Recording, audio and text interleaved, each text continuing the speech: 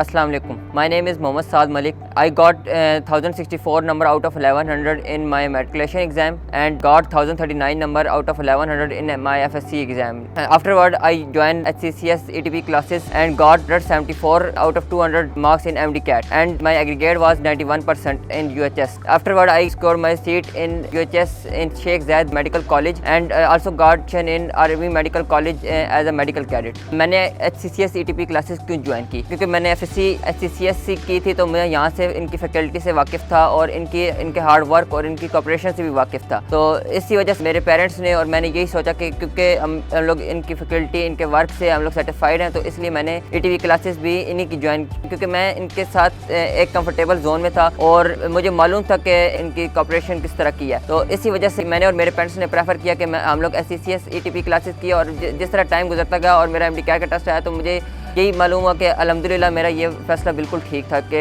मैंने जो HCCS ETP classes join. अल्हम्दुलिल्लाह मेरा एक्सपीरियंस HCCS के साथ बहुत अच्छा रहा, क्योंकि मैं यहीं से FSC की हुई थी तो मैं इनकी फैकल्टी से और इनके टीचर्स से भी बहुत अच्छी तरीके से वाकिफ़ था।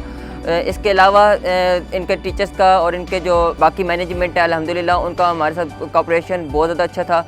उन्होंने हमें किसी मौके पे भी मतलब फ़ील नहीं होने दिया कि हम लोग किसी किस्म की डिफ़िकल्टी में हैं या किसी किस्म की क्यूरी हमारे ज़हन में है। जहाँ पे कोई भी हमें मसला होता था तो अल्हम्दुलिल्लाह हमारे टीचर्स हमें उसी वक्त गाइड करते थे और इनके टेस्ट मैनेजमेंट और इसके अलावा जितने भी हमारी रोज़ाना की बेसिस पे प्रैक्टिस ये सब कुछ बहुत अच्छे तरीके से मैनेज किया गया, जिसकी वजह से अल्हम्दुलिल्लाह हमें MDCAT में टेस्ट के दौरान कोई इस तरह की मसला नहीं हुआ। हमारी टाइम मैनेजमेंट टाइम सब कुछ यहाँ पे हम लोगों ने बहुत अच्छे तरीके से हमें मैनेज करवाया गया, तो इस वजह से हमारा एज सच कोई मसला नहीं हुआ हमें MDCAT में और अल्हम्दुलिल्लाह हमारा टेस्ट बहुत ज़्यादा कंफर्टेबली हमने मुकम्मल कर लिया। द नेक्स्ट थिंग जो हर बच्चे के ज़हन में होता है कि MDCAT में टाइम किस तरह मैनेज करना है, क्योंकि MDCAT का जो टेस्ट है वो बेसिकली आपकी नर्व्स का और टाइम मैनेजमेंट का एक मिक्सचर है। क्योंकि तैयारी तो हर बच्चे की होती है, लेकिन वहाँ पे उस वक्त आप बैठे होते हैं MDCAT में तो किस तरह आपने टाइम मैनेज करना है और किस तरह आपने स्ट्रेस मैनेज करना है, तो असल वही चीज़ चेक हो रही होती है। तो इसके लिए अल्हम्दुलिल्लाह HCCS ने हमारे साथ बहुत ज़्यादा वर्क किया।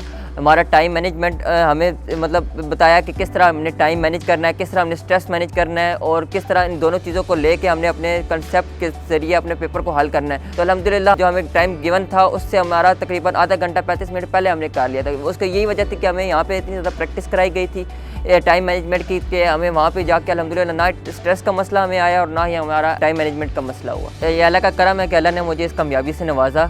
और इसके अलावा मेरे पेरेंट्स की दुआएं और मेरे टीचर्स का सबसे ज़्यादा कि उनकी डेडिकेशन, उनका हार्ड वर्क मेरे साथ और उनकी कोऑपरेशन, जिसकी वजह से मैं यहाँ तक पहुँचा अल्हम्दुलिल्लाह। और इसके अलावा बहुत सारे दोस्त भी हैं जिन्होंने मुझे सपोर्ट किया, मतलब मुझे मेरी क्यूरीज़ हल करने में मेरे साथ सपोर्ट किया। अल्हम्दुलिल्लाह इन्हीं सब जितने भी मेरे आसपास मेरे टीचर्स हो गए, मेरे पेरेंट्स हो गए, मेरे दोस्त वगैरह हो गए, मैनेजमेंट वगैरह हो गई, इनकी कोशिशों और तवज्जो की वजह से ही मैं इस मुकाम तक पहुँचा। MDCAT में टॉप पोजीशन लेने के लिए मेरे ख्याल में जो सबसे बेहतरीन तरीका है वो ये है कि आप अपनी रीडिंग को स्ट्रॉन्ग करें, क्योंकि अगर जो MDCAT में बेसिकली 120 में से 130 सवाल जो होते हैं वो बेसिकली आपके पिन पॉइंट लाइन क्वेश्चन होते हैं जो आपकी रीडिंग से स्ट्रॉन्ग हो सकते हैं। तो आप जो भी टॉपिक पढ़ें उसको अच्छी तरह पढ़ें और उसके तमाम कंसेप्ट गैदर करें।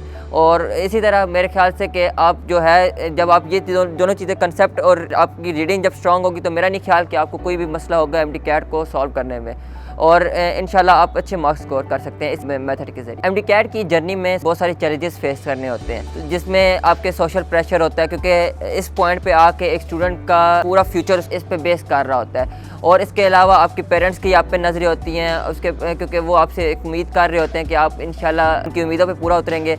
उसके अलावा एक सोसाइटी का भी होता है कि आपके रिलेटिव्स, उसके बाद आपके टीचर्स आपसे होप कर रहे होते हैं कि आप उनकी उम्मीदों पर उनके जो उन्होंने जो आपसे एक्सपेक्टेशंस की हुई हैं वो आप उनको पूरा करेंगे।